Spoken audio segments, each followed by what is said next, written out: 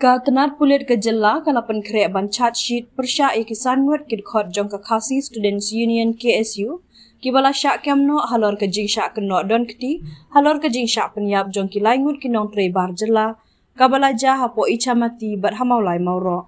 Haba keren Syllad pathai kubo hu Superintendent of Police SP ke East Khasi Hills Urituraj Ravi Ulaong ngilai syem ya barok kisin jam ban penkloye ke jing token bat ban pentikna ban pendep hakapor ka babiang ban IT ya ka chargesheet halor barok kini kilai teli ki jingjia.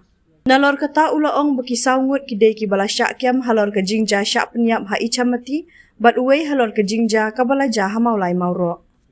Cases at Ichamati and the one case at Mawroh, they are under investigation, and we are making all efforts to expedite the investigation and to ensure that the charge sheet in all these three cases is filed within the time frame.